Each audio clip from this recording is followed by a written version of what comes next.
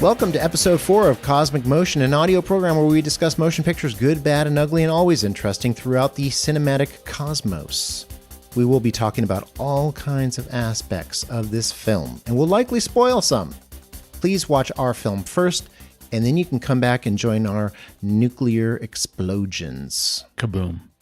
My name's Bill. I'm a writer, director, editor. And I'm Colin. I'm a multimedia editor and sometimes podcaster. And we're going to talk about the film Miracle Mile, directed and directed by Steve De Jarnatt. That's how I think he says his name. Came out in 1989, actually finished in 88, and did some festivals, and then was released to the public in 89. I try to be specific about the release. I feel you. Stephen De Jarnatt doesn't have a lot of feature credits under his belt. It's mostly television. Do you remember when you first saw this film? Yeah, actually, you might think less of me, but no. I first discovered it during the lockdowns, the COVID lockdowns, not the regular beatings that I received from the people I work for. We don't talk about that. And I think that maybe just by virtue of the circumstances, it was maybe the perfect film for that time. It is a perfect film for that kind of isolated feeling, yeah. End of the world. But have made it sort of a mission to kind of check back in with it, maybe once or twice a year since then. So that's great. Well, how did you even come to?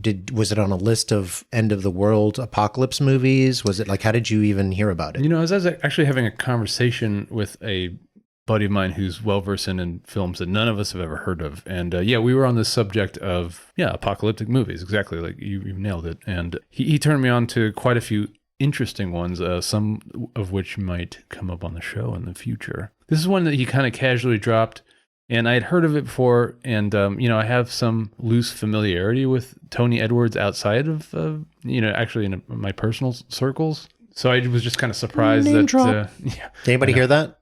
Something hit the floor. I know. That would be like the weirdest humble brag of all time, though, wouldn't it? First of all. Hey, he was on ER. I love Anthony Edwards. I always have. I think I first saw him when I saw Revenge of the Nerds on at home. Yeah, somehow. That's a movie. It's aged well.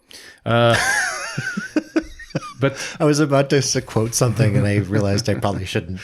No, I mean, I was just surprised that I hadn't. I also took a look at the cast, and there's a few. It's kind of a who's who of B and C list guys. And, so good, and I love films like that, and so that's always going to suck me in. The casting to this film, folks, is incredible. To go back to when we first saw this, I first saw it. I think it was around 2008, somewhere around there.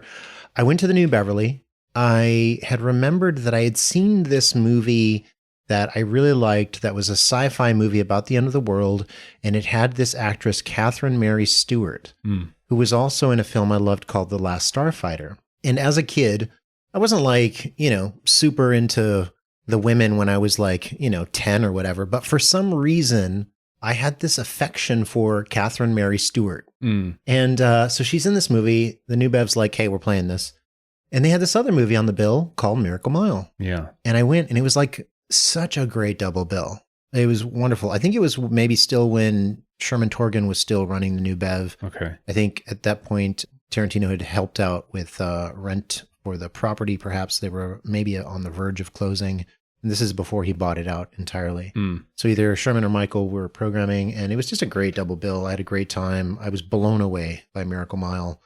This film stars, as we've mentioned, the great Anthony Edwards, who most people probably know as Goose or as Dr. somebody from ER. I don't think I've ever seen a single episode of him in ER. No, well, yeah, I mean, it was it captivated everybody in the 90s somehow. Well, I mean, I suppose that obviously Clooney got his start there. Oh, so. yeah. Yeah, he was post-Clooney, I think. No, I think they both opened that show.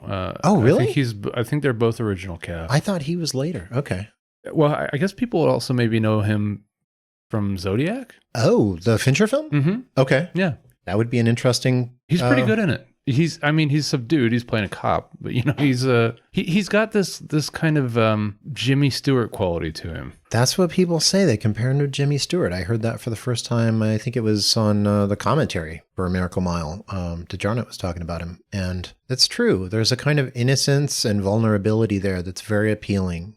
He immediately comes off as warm and genuine. Right. Now, I'm not saying that he's maybe as charismatic as Stewart. I frankly haven't seen enough of his leading man roles, if he even really has that many. I remember when I was a kid, another film that I saw around the time that I saw Night of the Comet with Catherine Mary Stewart. Yeah. I also saw a movie called Gotcha, I think it was, with Anthony Edwards. I don't know if that movie's any good, but I think he was pretty good. And he's amazing. I think he's fantastic in Miracle Mile. I think he does an excellent job. Yeah. Well, I think there's some interesting reasons for that. I guess we'll get there when we kind of talk about the actual directing. But no, I think he's an interesting choice. And I guess they were going for Kurt Russell originally. Yeah, Kurt Russell was one of the people. Yeah. And I can see it, but I feel like this would have really lost something without.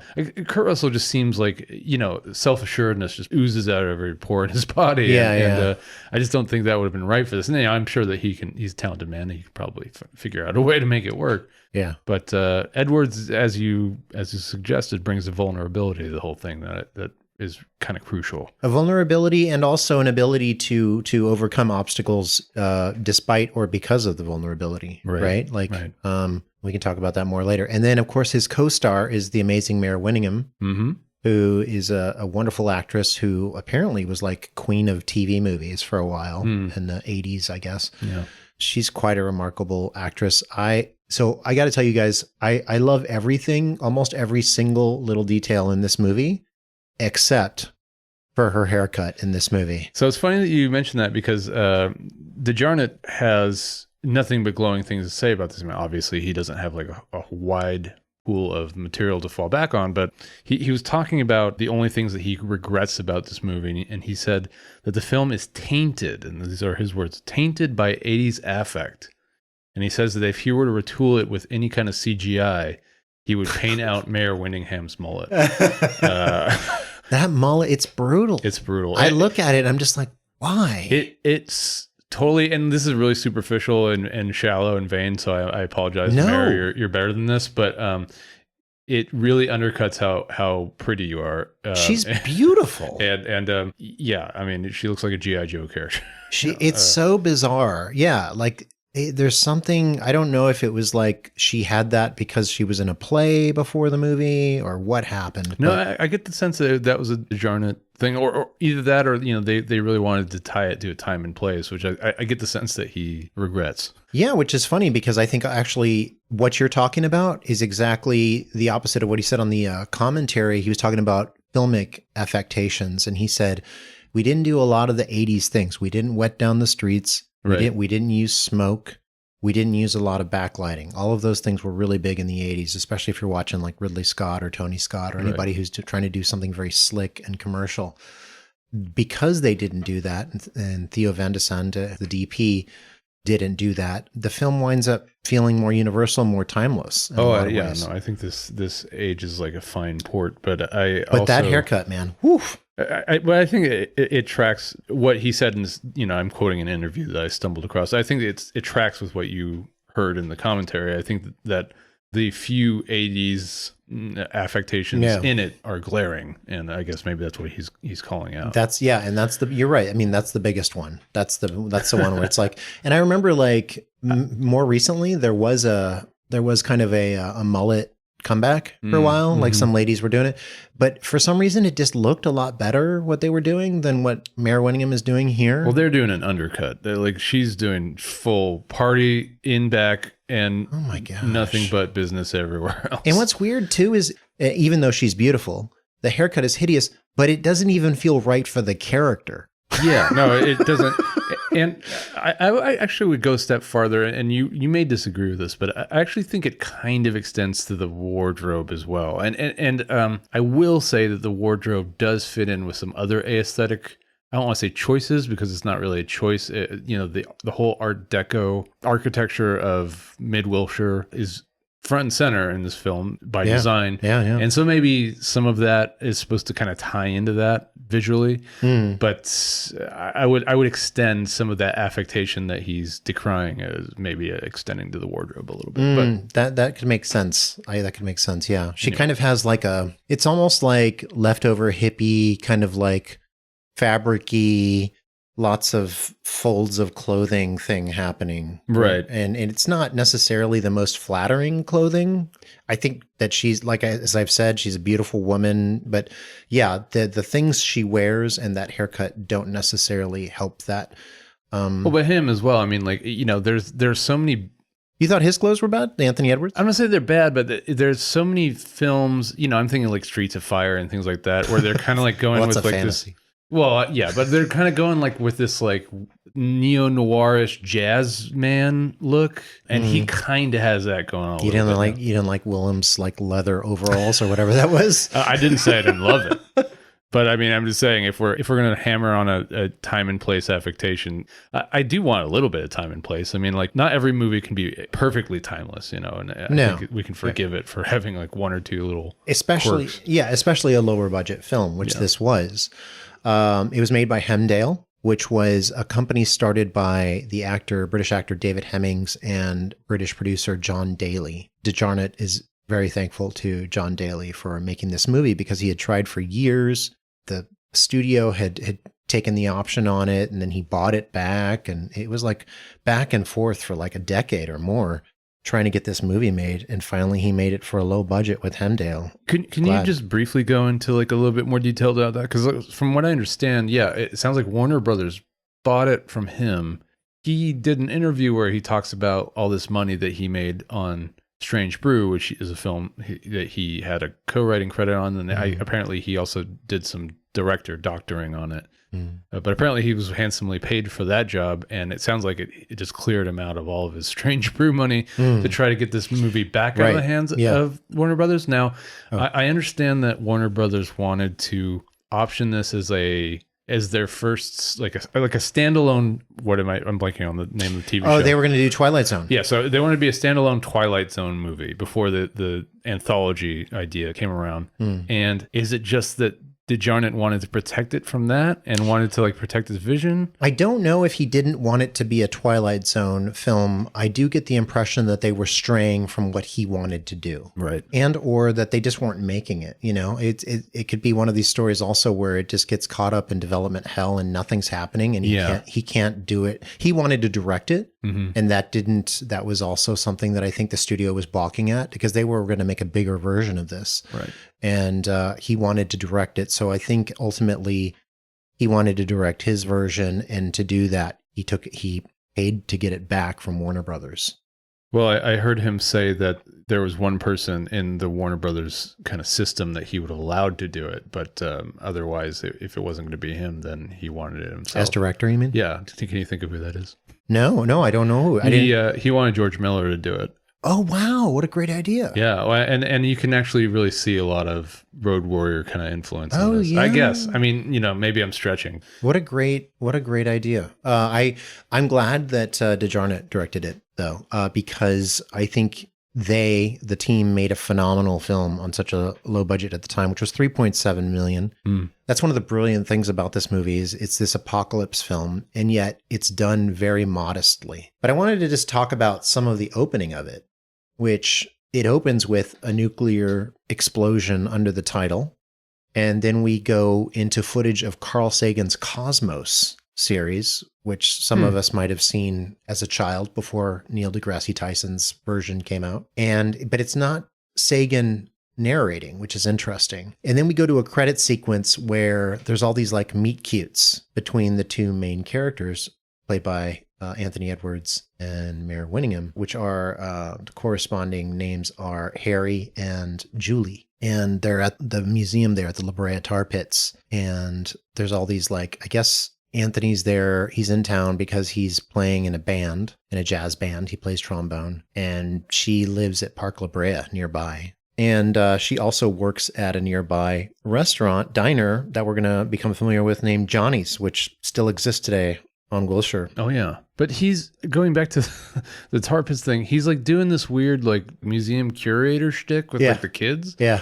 Which is, you know, I guess maybe it's like a way to kind of vicariously trying to flirt with Mare Winningham. Oh, that's exactly what he's doing. But it's a little bit awkward. If I was like a kid in that situation, I'd be like, what are you doing, dude? Like, hey, you know what? If it works, it works. He's making like dad jokes and he's posing next to statues of Cro-Magnons or whatever. And he's just being very cutesy. I like it. Yeah, no, I do too. It's playful and, you know, it's funny. I heard one of the creators of Netflix's Black Mirror. Yeah.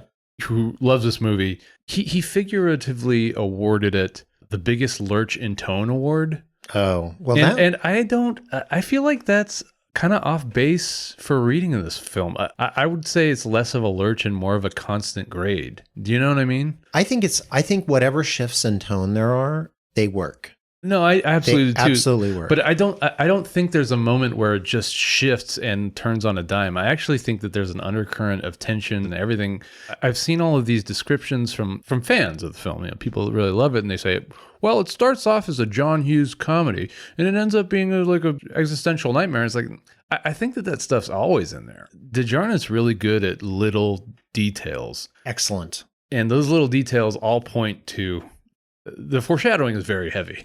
Yeah, if you pay attention, no, the movie's absolutely telling you a few things at once. One, that this is a film made by a romantic, and it is a romantic film, both in the sort of formalistic artsy sense and in the sense of it's literally a meeting of boy meets girl. And it's also telling you that there's something dark that's happening in the world, and you can hear it immediately in Tangerine Dream's score. It's all there. Yeah, I mean, like apparently there's like which I missed, but apparently there's a Gravity's Rainbow reference. Yeah, there's cliff notes. Yeah, so. But I mean that feeds into the truth of, you know, De Jarnatt's special knack for the finer details too, because like the Pynchon novel is all about somebody essentially waiting for V2 rockets to brain them, you know, like and that's just a tiny throwaway detail and this movie's full of those. There's also a moment where Edwards is in his hotel. I think this might be after he wakes up and he doesn't realize that the electricity went out. And on the TV is a movie called Birds of Paradise by King Vidor. And that's about like a volcano erupting and destroying an area. So, you know, he's telling you things before they happen, if you pay attention. Right. Okay, so getting back to the credits, that happens. And then there's like this moment where they meet briefly out on kind of like a veranda at the museum. There used to be some apparently dramatic dialogue there. None of it worked apparently enough for them to keep it, so they took it out. I think now it's just he says hi, she says hi, and then it cuts to another montage of them kind of having fun together, just walking around and being, you know, generally pleasant with each other. One of the things that I'm liking, you know, right away when I'm watching this movie is the color palette.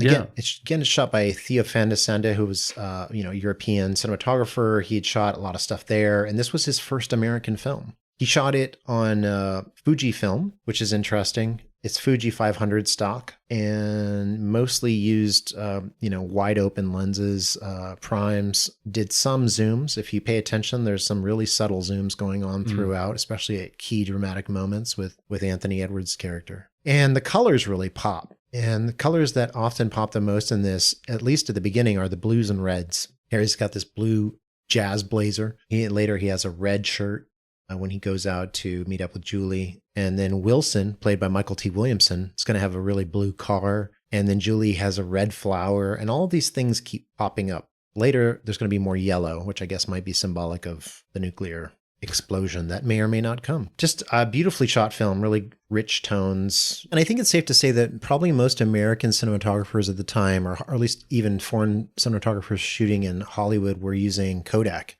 So it's interesting that he shot this on Fuji. And so then they have this weird moment. So what happens? Harry meets her, like gets her number, goes home. They're going to meet up after she works. You remember the line that she says to him when they're about to part? I don't. She's about to go to work at Johnny's. He's going to go back, take a nap, and then he's going to come back around midnight, pick her up because she's working a later shift. And she says, you know, on day 3, I'm gonna fuck your brains out. That's right. Which is great. Immediately. Yeah. I'm just like, I like this person. Yeah. And lay it all out there. So what happens? He's like all psyched. He lays down to go to sleep, sets his alarm clock. What happens? I mean, obviously he misses the alarm clock, but is it because his building loses power? That's right. So it's a weird detail that happens. What it is he's smoking, throws his cigarette down. A bird picks up his cigarette. That's right. Flies to its nest. Its nest is on top of a power line on the building. So that's how the power goes out. Yeah. The nest catches on fire, power lines burn, the electricity goes out, his alarm doesn't go off. Which already, like, just another thematic device that's just like tying all of these bigger ideas into this with just a simple little detail. I mean, this movie's so full of that stuff. It's amazing. There's a lot of times when random things happen and completely change the trajectory of somebody's life. And this is full of it because, well, especially later on, as literally the clock is ticking, every moment counts. There's a great moonshot where what they do is instead of actually tilting the camera and having the moon go from the top to the bottom, they shot it at 6 frames a second. So it just moves through the frame vertically. And it's really beautiful, really well done. Edwards gets up, he puts on the clothes, he's jazzed, he's ready to meet up with his girl.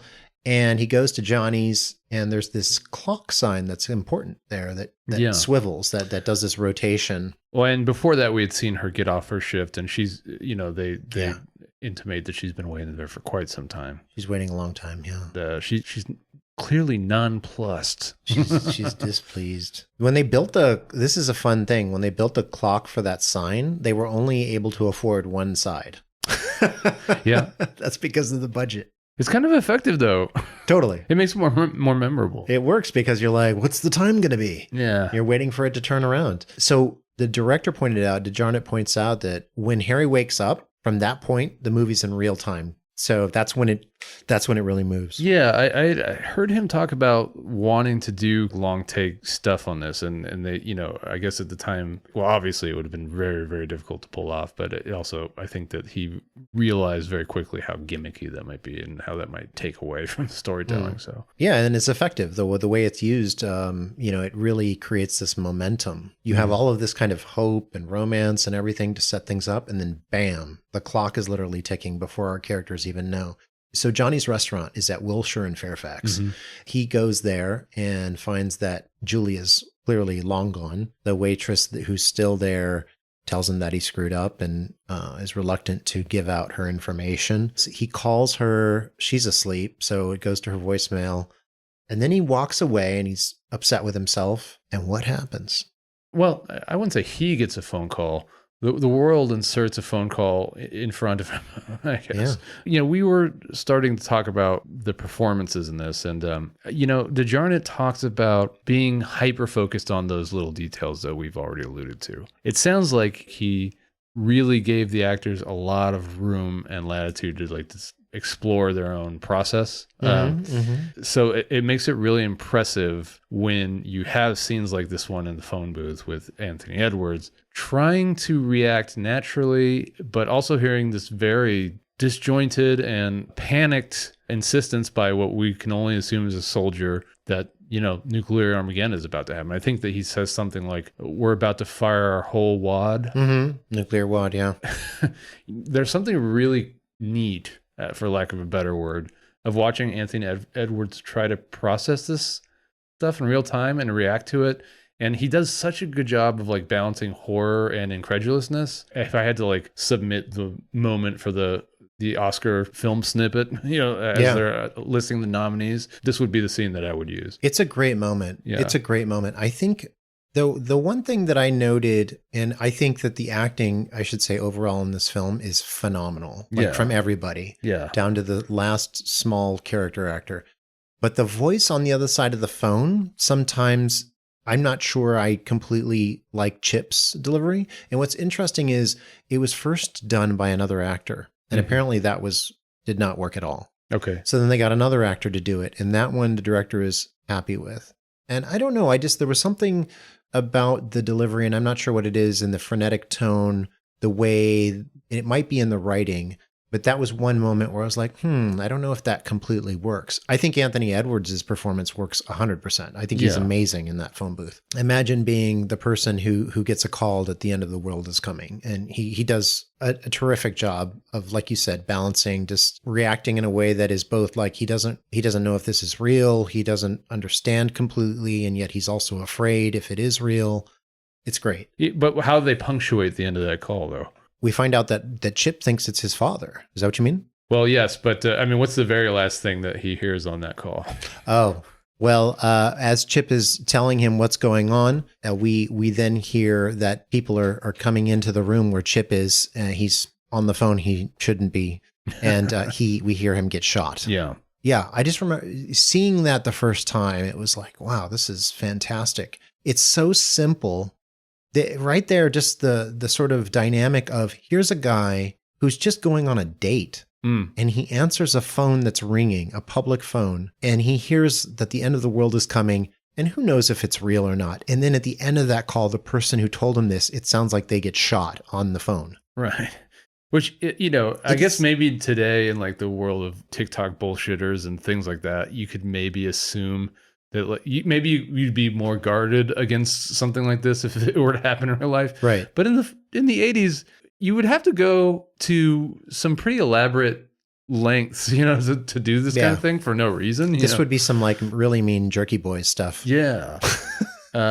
Also, the thing that we need to keep in mind, because I think for a lot of people, the frame of reference is completely different, even though there may be more of a nuclear threat now than ever. Right. But like in the 80s, if you weren't alive then, you may not have, like I said, the frame of reference, but if you were, there was this real terror, this actual belief that at any time we could go to war with the Soviets and that it could be over for everybody. Yeah, I mean, it's been mentioned in every documentary of the era, but if there's any younger audience members listening, there was a time that your grandparents had to duck and cover under their fucking desk, totally futile. Once a week. Yeah. And obviously, it's just maybe it just makes better kindling essentially. But, right. And honestly, I guess you kind of mentioned in our last episode about how modern times would reframe the looming prospect of gun death hovering over your head all the time. Well,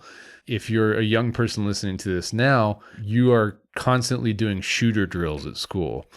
Okay. And that's terrifying. And I feel for you. I'm sorry that you have to go through that. But imagine the shooter is a bomb that can kill everybody within 50 square mile radius. Thousands or millions. Yeah. And that there's a country that's constantly threatening you with that potentiality.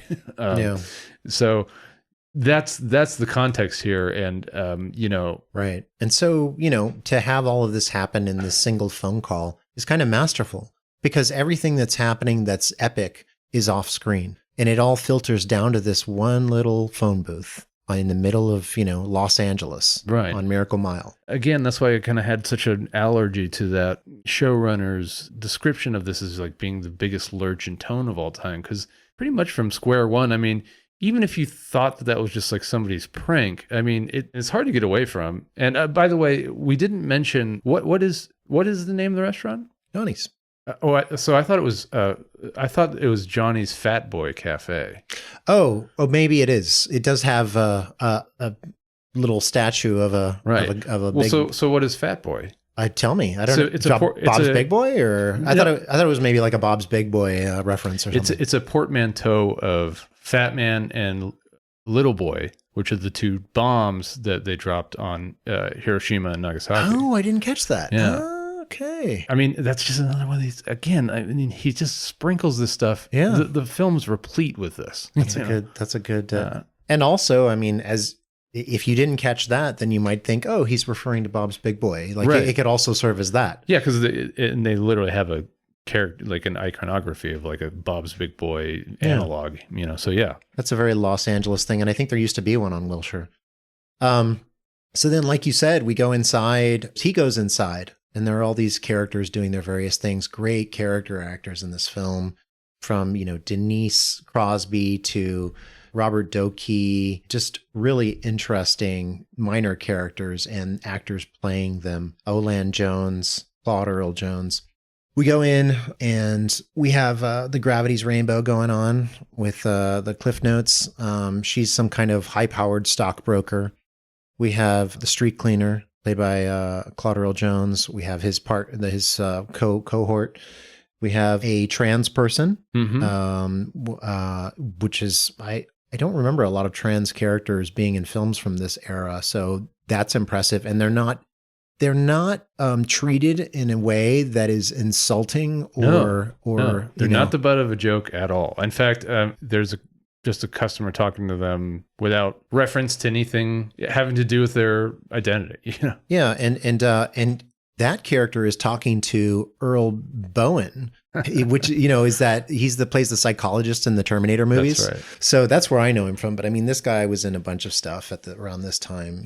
Who's playing a great drunk in that scene, by the way. It's a real kind of rich smorgasbord of character actors from the time. I'm just impressed that he was able to get all these people together in the same movie at that time at low budget. It's just really great casting. So all these people are just going about their lives. It's, 3 a.m. or whatever. What's his name? Harry starts trying to talk about what he just heard on the phone. And he himself doesn't know if it's real. He doesn't really know what's going on, but he thinks it might be real. I mean, he has good reason to. I mean, because, the performance on the other end of the phone, again, it's like... It would really have to be a very elaborate prank for really very little payoff. It would be a really elaborate prank. Actually, we didn't talk about what happens after we hear the gunshots. Do you remember? Yeah, well, so it sounds like an army officer comes on and basically says something like, "You never heard this," or he says, Anthony Edwards says, "You guys, is this some kind of joke?" And he says, "Forget everything you just heard. Go back to sleep." Right, go back to sleep. Which is fantastic. Yeah. It's like a line out of They Live or something. Yeah. It's fantastic. Go back to sleep, sheep. So he goes inside. He's all rattled. He starts trying to talk to people. Nobody's listening to him. People think he's crazy.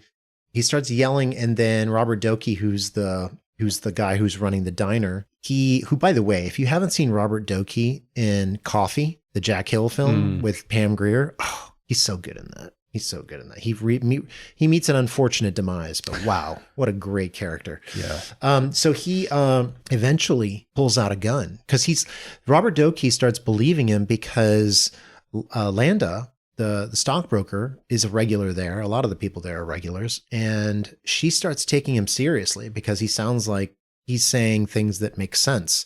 And she starts asking him, "Okay, tell me exactly what they said on the phone." And she starts making calls. She has one of these like 80s cell phones that looks like one of those old like military brick things that you talk into with a giant antenna. Like hers is not that big, but it's pretty big. Well, I was surprised that the technology even existed back then, but Oh yeah, did you never see Wall Street? I did. I just somehow I assumed that was like, because Wall Street also has like the first iteration of like the internet in it. So I just assumed like if you're that level of like day trader, then of course you would have stuff like that. But anyway, so kids back then, cell phones looked like just I don't know, bricks, like giant bricks with antennas. Yeah. And she's talking to people on that. She's calling around to people because apparently she had connections. She used to date somebody who worked on an Air Force base, and she has some knowledge of what would happen during an actual nuclear assault. And the people that she's calling, she's finding out, are all going toward the South Pole.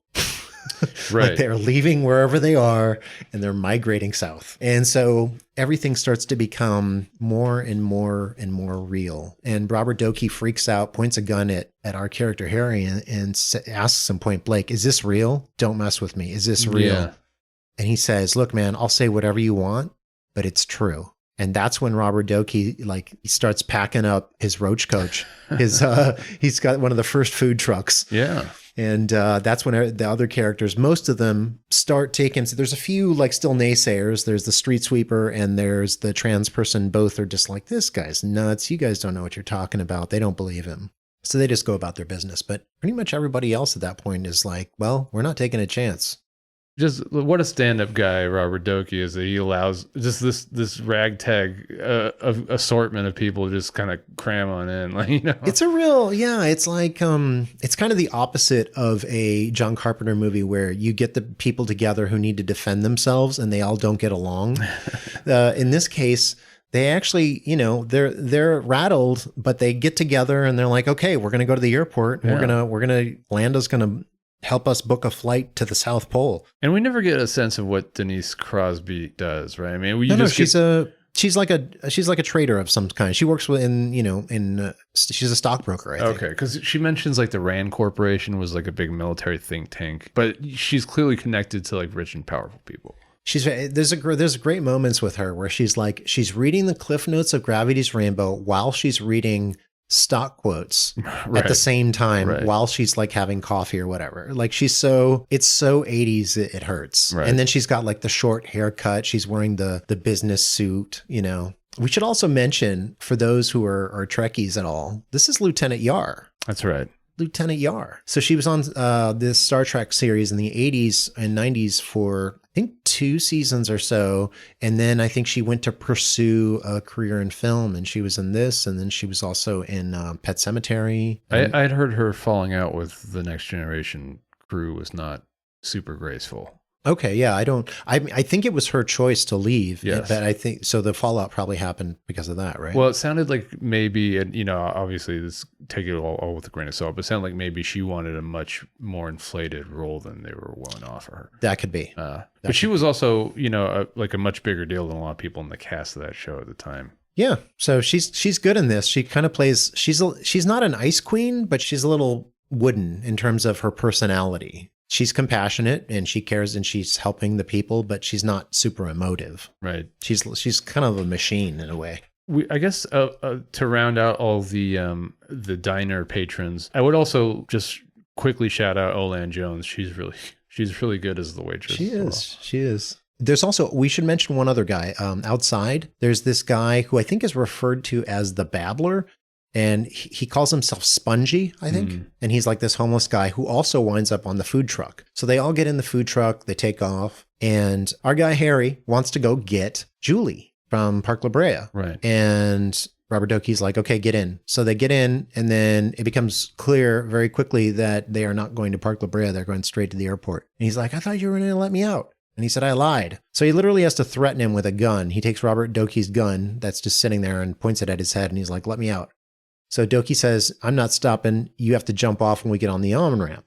So they get on the on-ramp. They literally got an on-ramp at the 10 and shot it there. And they had like these limitations in terms of the cinematography because they weren't allowed to put in lots of lights. So they wound up doing this cool thing where if you look at the ramp, the way it's lit is with these tubes on the side of the on-ramp, which is kind of cool. I never thought about it until I watched the commentary, and it gives it a really cool look. So he jumps off, smacks his face on the concrete. Yeah. Almost gets hit by these motorcyclists that we think are a car that are going to run him over, and it winds up being 2 motorcycles. Yeah. Like that's just another one of these things. Like there's no reason to do that other than just to mess with your endocrine system for 30 seconds. Yeah. It's kind of, there's a constant thwarting of expectation, which is really wonderful. Like a constant imagining of the audience thinks this is going to happen. What's going to happen is the car is going to stop 2 inches from his face. Right. And they're going to get out and be like, what are you doing in the middle of the road? Well, that doesn't happen. It winds up being 2 motorcyclists. They drive right around him and keep going. And he just has to pick himself up. Although a car does stop. Yeah. Who's behind the wheel, said car? So this car like screeches sideways to a halt. Yeah. And it's Michael T. Williams. Okay, can we talk about Michael T? Let's do it, man. Michael T's the best. He really is. So most people know him from Species 2. And that's about it. I mean, that's all he was in. Well, maybe he's also number 1 with a bullet. Yeah. Those are such iconic roles that they are. I mean, they've really lit the way for the rest of his career. Also, episodes of Miami Vice. Yeah. Okay. Yeah. I mean, you're bringing all the stuff that everyone knows already. Well, I mean, he's in some lesser known stuff. That's true. What are some lesser known things that people might not know about? I mean, he's like in some crime drama, like bank robbers and like hotness. The Hot. Heat. Oh, Heat. Didn't Maud Min direct that? Directed by Maud Min? Oh, shoot. You might be right about that. Oh, no, it was Michael Mann. Oh, Michael Mann. Yeah. He made a movie called Hot? He did. And, okay, well, everyone knows Michael Mann from the wonderful film Ferrari. Yes. And nothing else. Michael T., first of all, most interesting spelling of a name I've ever seen. I still wonder at the spelling of it. And I don't know where it comes from. And I would love to know. Do you actually, in all seriousness, do you have like a Michael T performance that's like your favorite Michael T performance? I do love him in Heat. Yeah, he's good in that. He's really good in this, and he's really good, no joke, in the Miami Vice episodes. I like him in everything I see him in. I guess if I have one performance that I love him in the most that I've seen so far is probably Heat. You know, the whole, you know, well, I don't have to sell this because this sells itself. Yeah, and he's talking to Val Kilmer's wife in that film. Right. He's wonderful in it. He has a minor role, but he totally sticks out. Do you have one? I actually also like him in Heat, although he did a run on Justified. I haven't seen it. It's kind of like a Appalachian Murder, She Wrote with Tim Oliphant. I've seen a little bit of the series, but I haven't seen the ones with him. He's actually gets to really chew a lot of scenery in it, and you can tell that he's better at it than others. But I also really liked him in Black Dynamite. I haven't seen Black Dynamite. Oh, wow. I've worked with Michael J. White. But I haven't. Oh, really? But I haven't seen Black Dynamite. Well, Michael J. White is hilarious in that. But no, I mean, he played a pretty good Don King in Ali, if I'm not mistaken. But he just kind of a value add whenever he shows up. I mean, I think he was in Three Kings for a minute. You know, we're skirting over like his better known role, which I actually think is like, I hesitate to mention it just because I think that he should be known for other things, but you know, it's borderline offensive, I think, at this point when I think back on it. Maybe I need to see it again because I don't know if it's such a caricature of somebody who either has a low IQ or maybe has some kind of mental issues going on. Yeah, it's hard to say. And I've never seen I've actually never watched episode 1 of Miami Vice, so I can't I speak to its quality, but I know it's definitely a time and place show. Oh, I thought you were saying that was the series where he was portraying the character I'm describing. No. But he's most known for, I think it's like, what's the name? Woodland Bumps. It's Woodland. Woodland. Oh yeah. Woodland Bumps. Conical humping. Deciduous dumps. Deciduous. That sounds familiar. I think I've seen that. Oh no, everyone's familiar with his litany of shrimp recipes in Forrest Gump, which, you know, I actually think that people like to dump on that movie for good reason, but it's kind of become popular to do so. Yeah, it has. There are redeeming qualities. Zemeckis is a great filmmaker. Of course, there are great things in it. And his performance, whether it's misguided or not, or will stand the test of time, is pretty masterful. I mean, it's hard to say that he's not nailing whatever it was given to him to do. No, he's great. He's great in it. And he's great in this. He plays, you know, it's interesting. He goes between seeming like a total innocent and then being just like a streetwise thug. Like, you don't know what's going to happen next in this movie. And it is all organic. Like, it feels real. He doesn't feel phony. His character has an arc of its own. And we'll talk about that as we go on. I like how the catering truck scenes when, you know, Anthony Edwards is running back and forth, up and down, you know, from the front to the back, blah, blah, blah. All that's poor man's process. All of it. If you look at like the lights going through the trucks and everything and the shaking and you know, all of it, like the lights on the windshield, like that's all poor man's process. I thought they did an amazing job. Absolutely. And that whole little sequence has this halogen green food truck coloring to it, which is really memorable.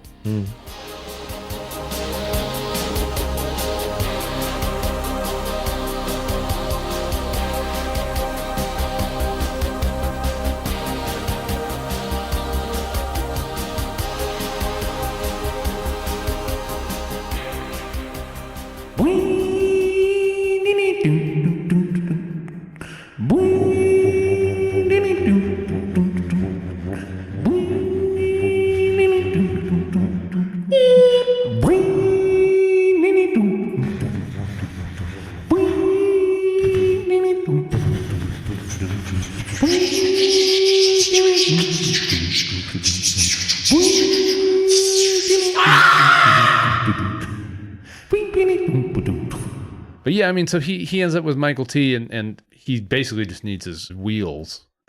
Yeah, he takes so he gets into this blue car, blue being very prominent in this film, and convinces Michael T with a gun. And first they have to stop at a gas station, which I love this scene. Right. Actually, his character's name is Wilson. Mm-hmm. So Wilson's almost out of gas. Anthony gets out of the car. He's like, fill it up, blah, blah, blah. And he gives him $20. Put $20 worth in. Goes to a phone booth to try to call Julie again. What happens? Who comes out? Isn't it the proprietor of the gas station comes out? It is. What does he come out with? I think he's brandishing a shotgun. He's got to saw it off. Yeah. Not only that, the character is played by Eddie Bunker. Eddie Bunker is like this notorious, criminal, LA criminal who became a famous author and was somebody who wrote books like A Beast So Fierce, I think might be the name of the book that was eventually turned into Straight Time with Dustin Hoffman, and wound up appearing in lots of films, and this is one of them. And he's great in this moment. I mean, you believe this proprietor and the way he's holding this shotgun, you do not want to mess with him.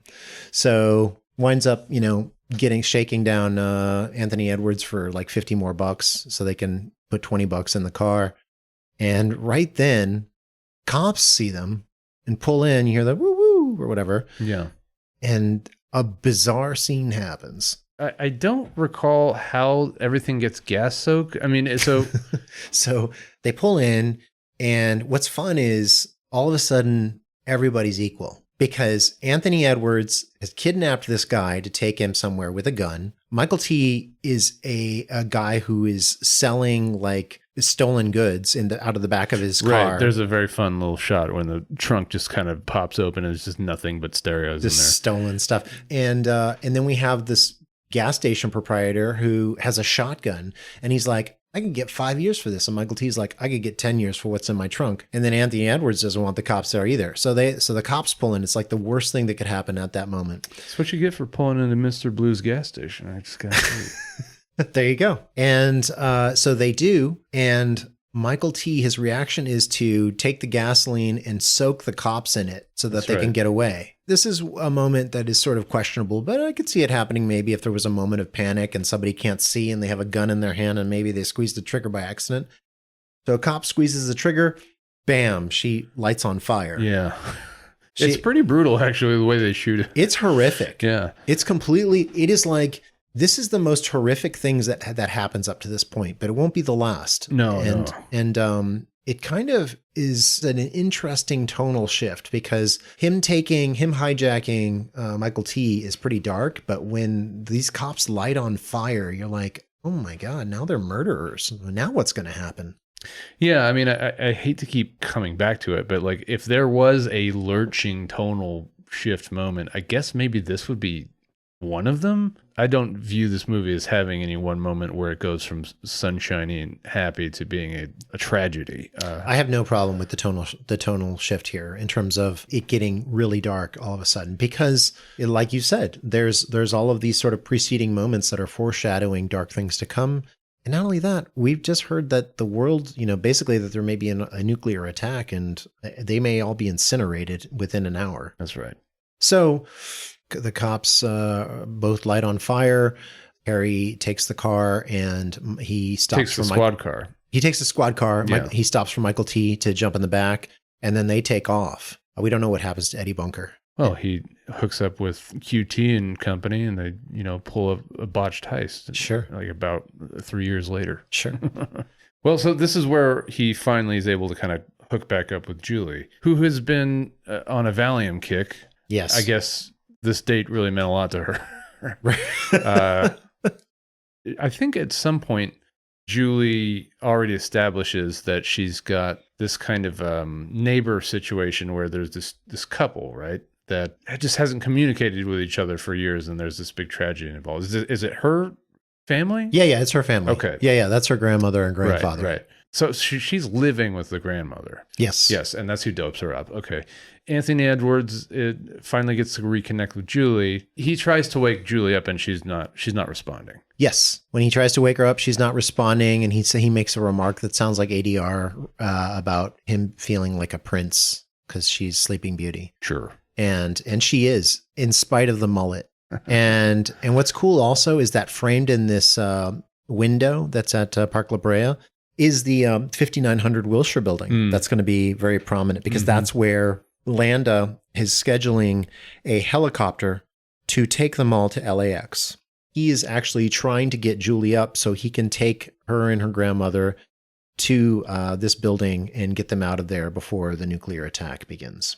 So Denise Crosby ended up in the food truck, did she not? Yeah. Mm-hmm. Right. So, and they're heading to the airport. They're heading to the airport, and then I think that they actually change plans and go to the 5900 Wilshire building. Right, because so it's the changing of plans is where I get it gets a little fuzzy, because there's never a moment that we see them pivot, right? I can't think of why they pivot or when they exactly pivot, but Right. for some reason it winds up being that they're going to go to 5900 Wilshire and book the helicopter out of there. Maybe they find out that the roads are closed or something. But when is it communicated to Harry that the helicopter is coming? That's also a little fuzzy. Because in my brain, I have it that Harry goes to wake up Julie, and it's not happening. And he puts her in a shopping cart, doesn't he? He does. Yeah. She's in a shopping cart, and that's where she wakes up. And that's kind of where I fall in love with her, because she wakes up and she's not super angry. She's like, why am I in a shopping cart? Yeah. Yeah. And she says, you didn't call me. You didn't show up. And she doesn't say it in a mean way. She just says, like, what's going on? You didn't show up. Yeah, and at this point, Michael T has bailed with the squad car. Michael T's bailed, yeah, because he needs to go pick up his sister. Yeah, because she's nearby, and he tells Michael T, instead of telling him the full truth, he keeps telling people sort of variations on the truth. Yeah. And what he tells Michael T, because it's so unbelievable, he tells Michael T that there's a meltdown at a nearby nuclear plant, and then that's what's going to happen. Michael T believes him and goes to get his sister with the squad car while he's up trying to get Julie awake. Right. I don't recall how that switch happens. And at one point, so at some point, and I don't know why I'm losing my grip on this, the grandparents do reconcile. They do. What happens is they're at the building, and for whatever reason, the grandmother and grandfather see each other while the grandmother is in an elevator and she's about to go downstairs. That's right. And the grandfather walks into the hall, and they look at each other and they smile. And like nothing's happened in the last 15 years or whatever, right. They just embrace. You know, and actually it makes a lot of sense to me, because I think that's actually how that happens sometimes. Right, right. Sometimes two people who have a grudge just eventually get over themselves and say, you know, come on, what are we doing? And that's exactly what happens. And then so they grab the car and they're going to take off and go to Cantor's. It's very specific. Yeah. And talk about, you know, what they've been going through the last several years. And they leave Julie and Harry to deal with the apocalypse. They're aware of it, but they don't care. They don't want to run. They just want to spend the moments they have with each other. Yeah, they just have resigned to their fate if the fate isn't even coming, you know. Right. And at this point in the film, nothing has like confirmed that there's an actual impending nuclear apocalypse. It's just his conviction, and you know, he's very worried throughout the film that he's caused some kind of like Chicken Little situation. And he may have. And for a while. Yeah. What I'm trying to remember is, how do we get from her in the grocery cart? She gets out. You know, I'm pretty sure that, not to cut you off, I'm pretty sure that he knows about the helicopter landing well before. I think that this is something that got worked out either in the diner or in the food truck, but he knows that helicopter is coming, because they go straight to that building after the thing with the grandparents resigning their fate. Yeah. They just go straight there. And that's when they learn that they're going to need a helicopter. That's where they meet Gerstead, right. And Julie is looking around and she's seeing all this stuff happening. She sees the helicopter, the supplies. She sees this guy ranting about Landa, and she's like, what's going on? And she thinks that she's still kind of groggy, and she thinks that he's taking her on a hot air balloon ride. Right. That they're going to go do some special activity as a way to make up for missing the date. Right. But instead, she very quickly finds out that there's a nuclear attack. That's right. Or at least that's what Harry thinks. At some point on the roof of this building, these two women with like machine guns and like Arctic gear show up, you know, and they're like, so those are the Beverly Hills, like they're kind of like Beverly Hills Karens or something. Yeah, like they show up, they're like heavily armed. They have giant bags of who knows what. And one of them is played by you got me there. Vasquez. Jeanette Goldstein from Aliens. Yeah, that's right. And also, she's also in Near Dark, and she's in various James Cameron movies in small roles. She plays the mother of John Con, the foster mother, and she also plays one of the women who is lower class in like the hull of the Titanic or whatever. So she's one of these Beverly Hills ladies. So she's in this too, which is really fun because this is only a few years later than Aliens and Near Dark. Right. It's fun because he's pulling together all these different people from different social strata, different cultures, different colors, it's like different sexual orientation. He has to find a pilot. So he goes to, like I said, to this gym, and that's where he's like running through it. This is one of the most bizarre things that happens in the movie that is unexplained. Do you know what I'm going to talk about right now? Oh, please. I'm wondering if this struck you as odd too. He goes to this gym, and it's near the 5900 Wilshire building. That's right. He walks in, there's all these people like working out at like 4 a.m. And, which I believe it's LA. It's LA. Yeah, totally. I believe it. And, he keeps running into different people, and he's like, does anybody know how to fly a helicopter? Does anybody know how to fly he comes off as a complete whack job. But as he's saying this, he walks by like a ladies' room or something, and a door opens, and there's a woman who is stark naked, head to toe, for no reason. Like, why would a woman walk out of the ladies' locker room with no clothes on into a main area of a gym? Yeah, that's a good question. I mean, I guess maybe like it didn't stick out to me at the time because like I guess there's like such a ruckus going on, but yeah, it doesn't make a lot of sense. It doesn't make any sense. Yeah. So anyway, by the way, this movie is so brilliantly constructed, like a little Swiss, watch. Yeah. So it's just one of those things that I'm like, I have no idea why this is in here in terms of the plot. I imagine just because the writer director is clearly somebody who's progressive, maybe he's just like pushing the envelope on things, and maybe he's like, you know what, we never see. And so, sure. So that happens, and it's great. He walks through this doorway, and he keeps saying, does anybody know how to fly a helicopter? Are there any pilots? And Brian Johnson, who I don't know what you know him from. I think the first thing I ever saw him in was Cobra. Yeah, he clanging his axes together on Cobra is where I remember him. Yeah. So apparently he's like the nicest guy in Hollywood. Yeah. An interesting thing about Brian Johnson, he says this in the extras on the Kino Lorber disc. His father was Steve De Jarnatt's teacher in like high school. Okay. So he said, this is the only time that anything like resembling nepotism ever happened in my career. So I was like, that's great. And he's fantastic in this movie. I love his acting in it. I love his character in it.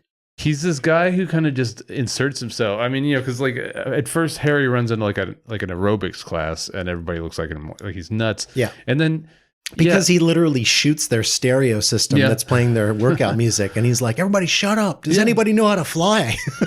And I'm not saying it's not warranted. He leaves, and then it's just like so casually offered up to him. Yeah. Well, I can do it. Yeah, he's like pumping iron. He's like, I can fly. And he's like, wait, what? Really? And he's like, yeah, I know how to fly. It's been a while since. He starts talking about like helicopters. I can do this one. I might have to learn if you know this system. But and he's like, yeah, okay, come on. So he's like, okay, but I got to get somebody. And a really cool moment. He's like, hold on, Leslie. And you think that this cute petite woman's going to come out, and it's another guy. And it was cool. And he looks at Harry, and he's got, is there a problem? And he says, nope.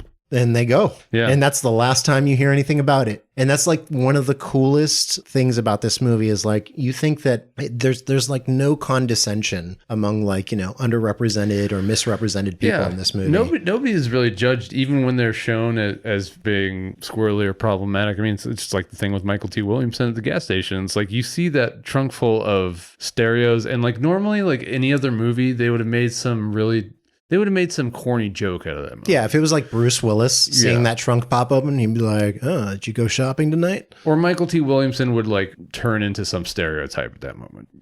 Everybody's very human. Yeah, and it's great in that way. Except for Peter Berg. Peter Berg is clearly a robot in his scene. He is. The way he plays that clarinet. The way he plays that French horn. Did you know? Okay, so you just pointed out a fun fact about the movie. This is the movie that Peter Berg got his SAG card on. Yeah. And the reason he was in the movie was he is Anthony Edwards' stand-in. That's right. Which is so fun. It's cool when like you're actually working with talent that's willing to go the extra mile for you. And like, like Anthony Edwards could have easily just walked away from this and said, okay, whatever. But he pulled some strings there. It's kind of cool. It is cool. It is cool. Yeah. So Brian Johnson winds up going out of the gym, and he's like, he just checks with him one more time. He's like, are you for real?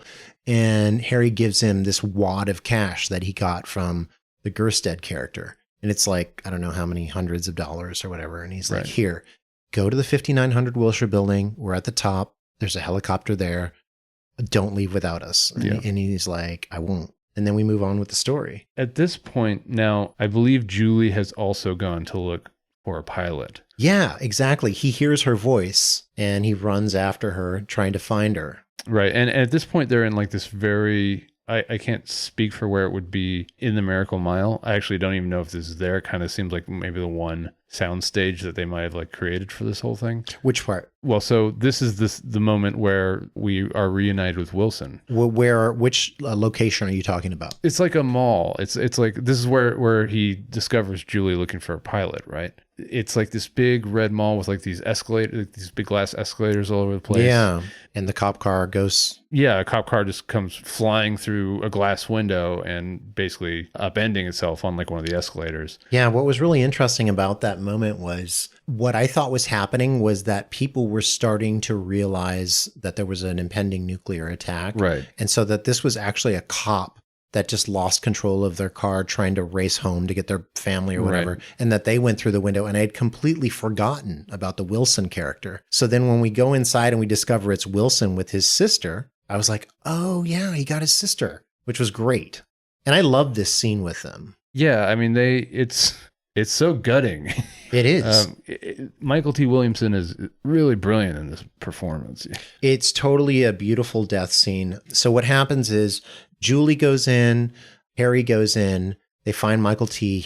There's blood all over him and his sister. Mm-hmm. He pulls her out of a car and he starts trying to walk up this escalator, and it's a paused, like it's totally still escalator. It's not on. Right. And it's basically that he's walking in place. And it was such a wonderful metaphor for a lot of things. Yeah. But he finally gives up and he sits down with her, and they're talking, and she dies almost immediately in his arms. And then he starts crying and he asks Harry to kill him. Yeah. And it's brutal because there's cops outside and they're saying, we've got the place surrounded, SWAT team's here, come out with your hands up, yada, yada, yada, the usual. But it's at this point that it's clear that chaos has descended. Yeah. Right now, everything very quickly sort of descends into a kind of hell. But before Anthony Edwards can kill Wilson, Wilson dies. And Anthony Edwards has this kind of crisis of conscience because he realizes, what if I'm wrong? What if none of this, because we also realize that it's been more than 50 minutes, which was the countdown. And so he's like, it's been over an hour. Like nothing's happened. What if I'm wrong? What if this is all nonsense? And then Julie says, wouldn't that be great? That's great if it's nonsense. Then the end of the world isn't going to happen. And then they wind up walking out. And this is a great moment. And you think, okay, we're going to have the whole scene where they get arrested and then go to jail, or somehow they get stopped along the way and that's how they get away. But no, the cops are leaving as they're walking out of the building.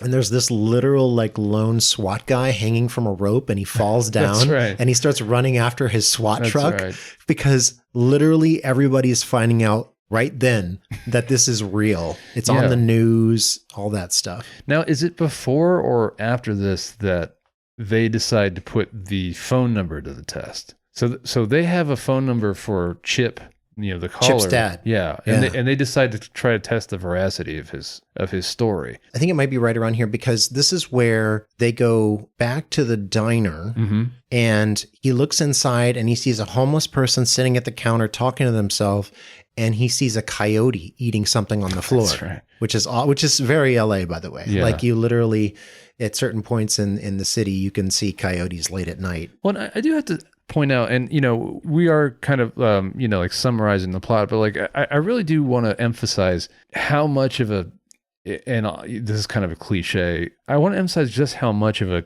character the city is in this movie. 100%. This is an LA movie through and through. It is, and but it also knows how to. There's a strange combination of like architectures in this. You've got the late Art Deco that we already mentioned, but then you also have like this neo-modernism, and then you also have like this brutalism stuff everywhere, and maybe part of that is just by dint of them being next to the LACMA, which like kind of has a little bit of all that. These are all different movements that kind of epitomize that section of town. It's on the verge of these different intersecting classes. You have like the Mid-Wilshire corridor, which butts up right against like Beverly Hills. And this movie knows how to walk the line of like being a melting pot for all those things. It doesn't linger on any one aspect of it. Feels very distinctly LA. It does. It makes sense. And I actually, one of the main characters that I wanted to mention is the 5900 Wilshire Boulevard, aka the Mutual Benefit Life Building, which is what it's called in the film. It's also known as the People's Bank Building. Right now, it has SBE printed on it, and it's the West Coast home of SBE Entertainment Group. It was finished in 1971, and it has 32 stories. And throughout the film, you'll see either lone wide shots of it, or you'll see it in the background. There's a shot when Harry comes out, when we were talking about earlier, where Julie is at the top of the building and she's waiting for Harry to come back, and he runs out of the building to go find a pilot. And she's yelling off the top of the building because she's freaked out about the fact that she's just found out that the world is ending. And she says, "Harry!" And he looks up. He looks back at the building and looks up, and you see him and then the building all the way to the top. Yeah. And the director, De Jarnatt, said, "That is my favorite shot that I've ever made in my life," which is pretty cool. Yeah, okay. So there's a lot of there's just so many things that the movie gets right about LA. One, as you mentioned, the coyote. I mean, that's just a perfect choice. Yeah, it's iconic. Before Michael Mann did it with Collateral. Yeah. But what do you make of like this, I guess the scene of like society's unraveling? I feel like I've heard a sentiment that like this is a part of the movie that loses people or doesn't work for people. Why? Because they feel like it's not big enough, or they feel it's too big, or what? Well, some people say that it fizzles out. So I guess maybe there's this feeling that maybe it should be bigger, but I think that it's done perfectly. I mean, I think it's excellent. It seems like there's such like a realistic panic. I think it's excellent. Yeah. I think one of the things that De Jarnatt said was that at the time, some people felt that the panic that is portrayed, where literally people are running around with guns, they're looting, they're screaming, there's homeless people attacking people, there's motorists losing their minds. He said after the riots happened, people were less skeptical about that scene. So I mean, I think he portrayed it beautifully. Well, and there's this beautiful wide shot staring down what I'm assuming is Wilshire. And it's just this perfect scene of gridlock, and you can see. You're talking about when he crawls out on top of the truck. So what happens is he walks into, I think he's at a place with televisions, right? That's right. Because he thinks he sees Brian Johnson's character, the power lifter. Right. He runs over to get him because he's the pilot and he needs him. And instead it's some guy in like a Spider-Man costume. And then he notices that there's chaos happening on the news and TV. And then like literally there's a guy who's doing a report live from LA. He gets shot by a person, and then that person also shoots the cameraman. And it's literally just like the worst chaos you've ever seen. And then he crawls out of that space because a truck has covered it. And he gets on top of the truck, and you see that shot you're talking about, which is like Wilshire and just chaos. But it's so beautiful and well executed, because you can, usually a shot like that will have some matte work in the background, especially at this time. And like, it seems like as far as the eye can see, there's panic and gridlock. And now obviously there isn't, but they stretched their budget pretty far. They did an excellent job. And they really shot on Wilshire. They really shot at least some of that on Wilshire, if not all of it, which is impressive. It's a tall order. So if you look at that part, he steps onto the roof of a car, and for some reason, the guy in the car freaks out and starts shooting through the roof of his car. Yes, that's right. And then so Edwards falls off the car and then crawls underneath cars until he gets to a sewer, the kind that are on the side of the road. And he slips in through there, and the guy follows him with a gun and keeps shooting at him. So he runs down this corridor.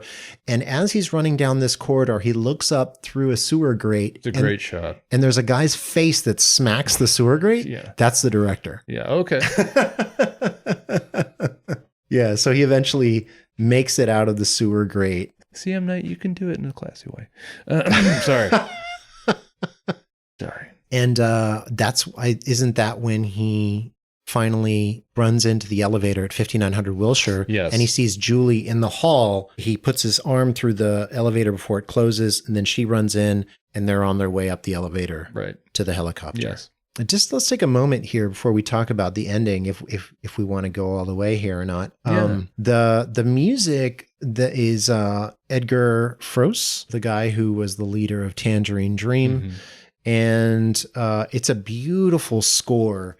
And there are moments, particularly in the earlier romantic moments, where they crib their own track, Love on a Real Train, from Risky Business, which is a few years before this. I don't know if you guys have never taken the time to just listen to that track. I've literally put that song on repeat and listened to it I don't know how many times. It is an amazing piece of work by Tangerine Dream. And they literally took part of that and made another cue that is basically the same Love on a Real Train track.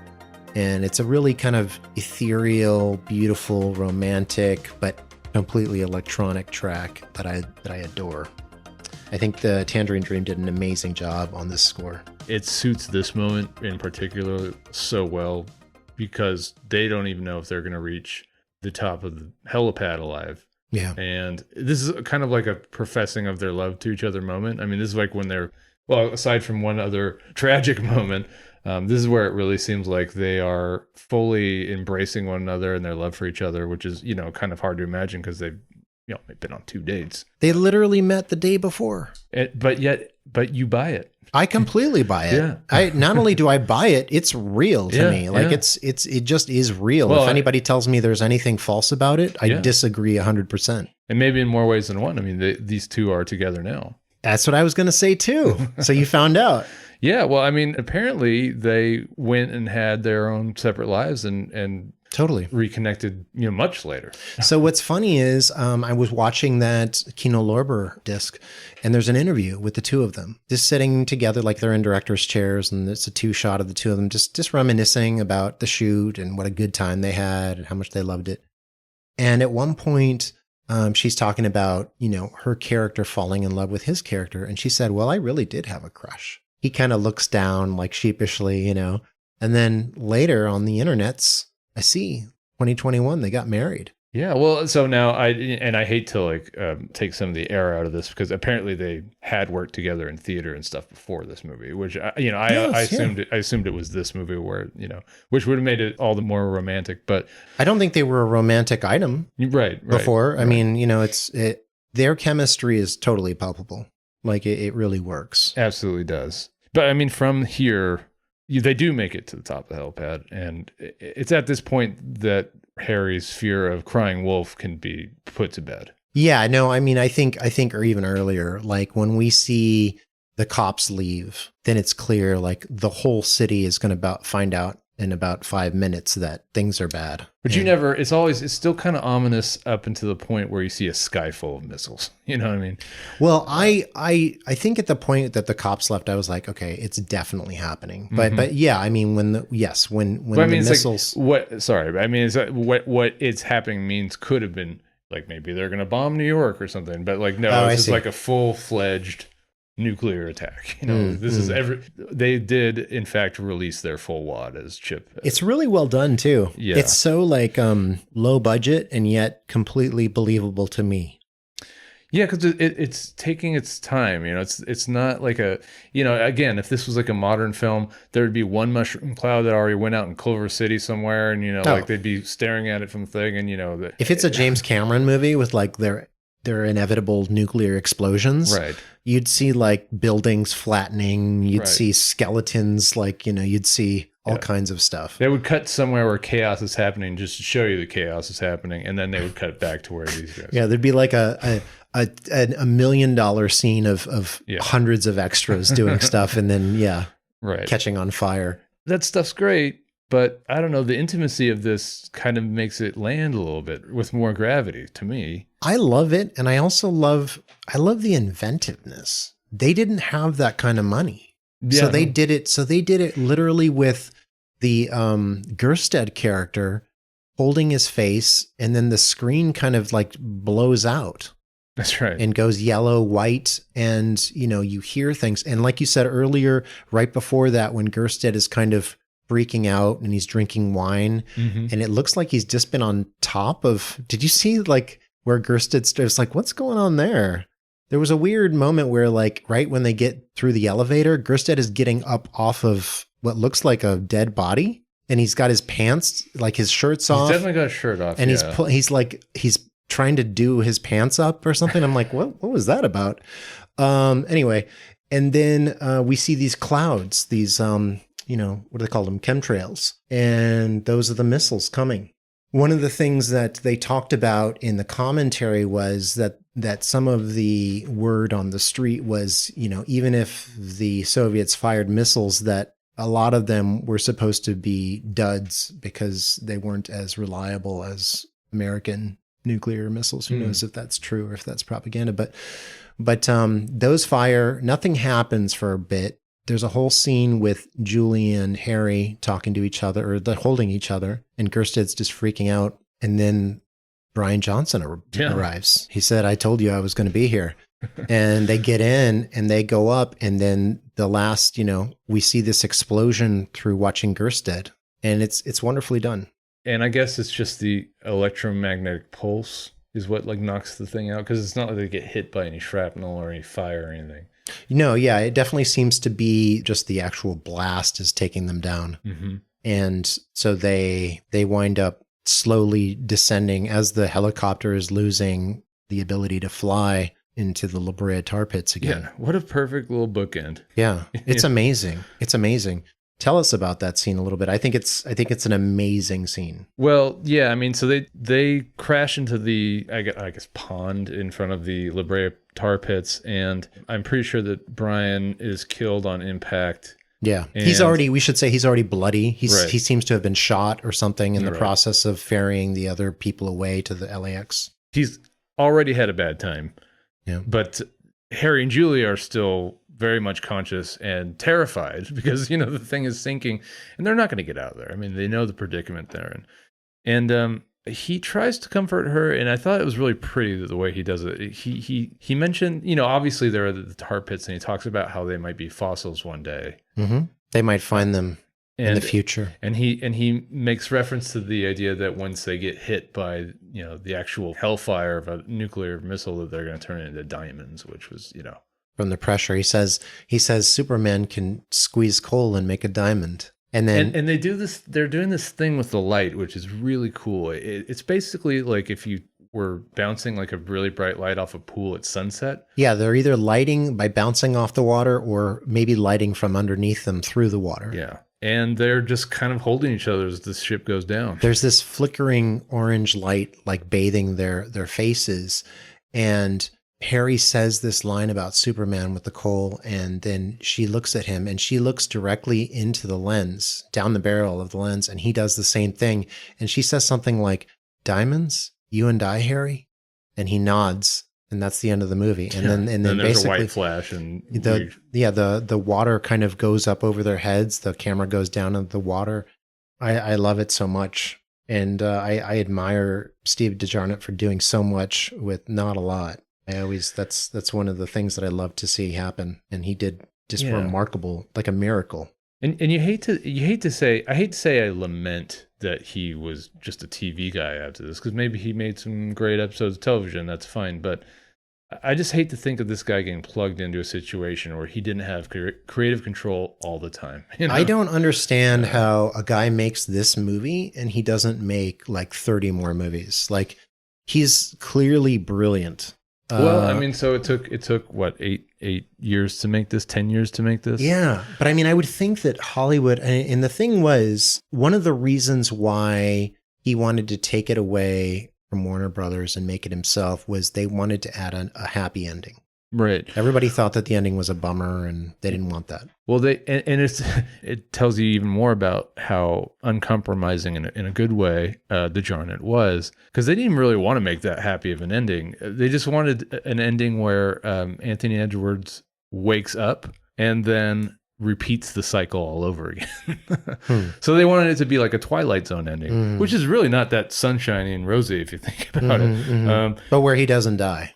Right, but they just wanted him to wake up from this scenario, and you know, for most people that would have been a fine compromise. But he stuck to his guns, and I love that he did. I love this ending. I think it's true to the rest of the film. It feels 100% correct. I think it's absolutely romantic, and it's genuine. There's nothing false about it, and it's beautiful. Yeah, you know, there's an anecdote about Anthony Edwards on a plane, and you know, reading the script for the first time when he received it, and you know, he's sitting next to somebody who's picking his ear about being an actor. You know, at this point, he's already Goose. You know, he's probably a known quantity at this point, and so somebody recognizes him, sees he's reading a script, and Anthony Edwards gets through the script the first read, and he's mad, you know, and he was angry, and he's trying to rip this screenplay to shreds with this guy he's sitting next to, and he goes through all these things that are just like overwhelming him emotionally, and the person who's sitting next to goes, "It actually all sounds pretty epic to me."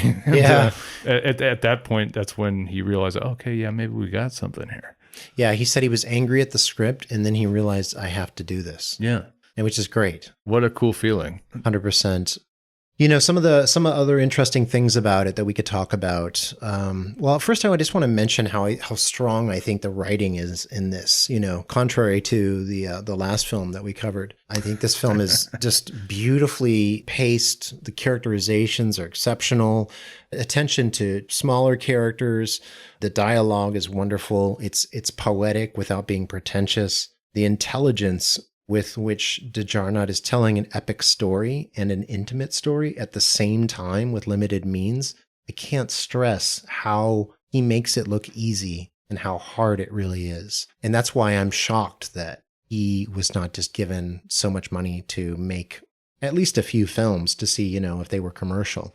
Yeah, my hat's off to him. This is a beautiful film. Yeah, I mean, if you take joy in the imminent rewatchability of a film, I mean, Miracle Mile will not disappoint. I mean, every time you watch it, you'll pick up on something new. I mean, it's like a trailer moment, but it's something that had always flown over my head is the moment where, you know, he smacks a tree with his car and, you know, rats fall off from the hood. Oh, yeah. And, you know, there's these little visuals of cockroaches everywhere, which is, you know, what's the first thing you always hear about when they talk about nuclear war? It's like, well, the only thing that's going to survive is the cockroaches, you know? It's right. Just things like that. And this movie is just so full of that stuff. It's thematically rich. It's amazing performances. I mean, just, you know, watch the phone booth scene and then the Michael T. Williams death scene back to back. And if you're not immediately captivated, there might be something dead inside, which I get. I understand why you're saying that, but I'm just saying, I don't want people to go to YouTube and do that. I want them to, I would say, just watch the first 5 minutes. No, agreed. I mean, if you got to do the YouTube thing, do what he's saying. But I mean, if you watch those scenes, you might spoil what. No, I agree. I guess I'm just saying, if you need conviction that there's going to be an acting showcase, like at the very least, you know. Let's talk about the acting a little bit more. I mean, Julie, Mare Winningham, she's just like effortless. Like there's just not a fault like that. She can't be false. This is not an easy role to necessarily do, where you're dealing with this guy who's like didn't show up, and then you've got your warring grandparents. And, you know, you're supposed to kind of be an independent woman and at the same time maybe be falling in love with this guy. She does it like, it seems like it's no sweat at all for her. It just is. Even in the era of John Hughes movies and, you know, meet cute schlockiness that we hadn't been inundated with at this point, it's really hard to sell the whole love at first sight thing. It doesn't matter, you know, really it doesn't matter what era it is. But yeah. And they do it. They really do. I mean, in part of that, you know, credit to the writer and director, but, you know, and that's wonderful. But like, if he had cast the wrong people, forget it. Like, it would just be schlock. But it's not. They completely sell it. Yeah. I don't know if this like is a movie that would pass like the Bechdel test. I don't think it matters. But, there's never a moment in this film where Julie in particular doesn't feel like a fully autonomous and realized character. I guess you could say that about everybody. That's the thing, is like everybody has their own life that they're living. I think Michael Mann does that really well with secondary characters, and De Jarnatt is the same here. Like, you could follow any of these people and they would have an interesting full life of a different kind. I also really like, John Agar playing the grandfather. I like Lou Hancock playing the grandmother as well. She's actually Henrietta from Evil Dead 2. I'll swallow your soul. That's her. That's Lou Hancock. And then John Agar was in so many things. Look this guy up. I don't know if I'm saying his name right. John Agar. He plays Ivan Peters, the grandfather, and he's got an amazing face and smile. And he was in Alan Dwan's Sands of Iwo Jima, 1949. He's in Raoul Walsh's Along the Great Divide. He's in John Ford films like Fort Apache and She Wore a Yellow Ribbon. He's in a bunch of John Wayne stuff, so I don't know if he was like buds with John Wayne. And he married Shirley Temple. Well, there you go. It's kind of incredible when every single character actor adds something. There's no one player who mishandles the responsibility that they're given. Yeah. Like, no one's too big or too minuscule. Everybody is just right. Yeah. So. Brian Johnson, I love how he won't go back on his word. The world is literally ending and he's like, I told you I'd be here. Yeah. A number of other things we could talk about. I mean, again, the cinematography, Thea Van de Sande is wonderful. Later on, he shot the film Volcano, which is kind of interesting. And they recreated a part of Miracle Mile for it. I've never seen Volcano, but Van de Sande talked about this. He said that the budget to recreate that part of Miracle Mile for Volcano was bigger than the whole budget of Miracle Mile, the movie. Yeah, I buy that. Christopher Horner did the production design and did an amazing job, as Colin was talking about earlier, with all the chaotic Miracle Mile stuff that happens toward the end of the film, which I think a lot of the dressing was done by the art director, Richard Hoover. And they did a great job. Overall, I really like the costume designs by Shea Cunliffe. Even though some of her fashion choices might have been questionable. I don't know whose idea the haircut was. I forgive you, because Mare Winningham is so adorable and such a good actress that it didn't matter. I guess I will say that this thing is cut together really interestingly, because it's a movie that essentially never omits from Harry's perspective. I think maybe there's like one moment where they actually cut away to a scene that he's not involved in, and that's when Julie's getting doped up real good. And I think that's... But I think that even though that might mean that they did a lot of long takes and maybe it was always kind of engineered that way, you might think, oh, well, there's not a lot to be done in post, but that's not true. And you still have to be really subtle. And 100%. And a long take means that there's that many more chances for the take to be messed up by a single actor, a single moment, something not firing at the correct time in terms of camera moves, or putting a cut in the wrong place. So I will say this thing is cut together really beautifully as well. It is. I should mention that De Jarnatt, they say in the credits, Stephen Semmel and Kathy Weaver. I guess Semmel was on it only for a little while, and De Jarnatt says that really Kathy Weaver pretty much cut the whole movie. Okay, well, kudos, Kathy. I mean, this is a fantastic job. Let's give Kathy a little more love. She was assistant editor on Raising Arizona and on Dark Man. So both the Coen brothers and Sam Raimi, who were buddies. Yeah. I think this has been an amazing film. I'm glad we watched it, and thank you for the suggestion. Well, and we're going to try and stretch and take on some projects and movies that are maybe not in our wheelhouse in the next few weeks and months, but it's kind of nice to be able to gush over one, because I'm not sure, we might be in for some rude awakenings. Who knows? I hope we are. Yeah. De Jarnatt said the making of the movie was truly miraculous, and he dedicated it to his cat, Dr. BioBrain. Oh, I love it. And if you watch the credits all the way through, at the very end, there's an air raid siren, which is really haunting. That wraps up this episode. This episode is sound engineered, edited, and mixed by Colin Dixon. This was produced by William Budell and Colin Dixon. Original music composed by same. Recorded at Harkness Studios in beautiful Redondo Beach, California. If you'd like to contact us with comments, suggestions, or high praise, email us at cosmicmotionshow@gmail.com or send us a voice message at speakpipe.com/Cosmic Motion. You can find us on the socials at Cosmic Motion or Cosmic Motion Show. Emails, messages, audio, or other media you send to us might be featured on the program. Thanks for joining us on this episode. Colin? Dance like everybody's watching. Sing like everyone's listening. Love like you've only been hurt. We look forward to sharing our thoughts with you in the future on the next one. Until then, keep learning, growing, and creating.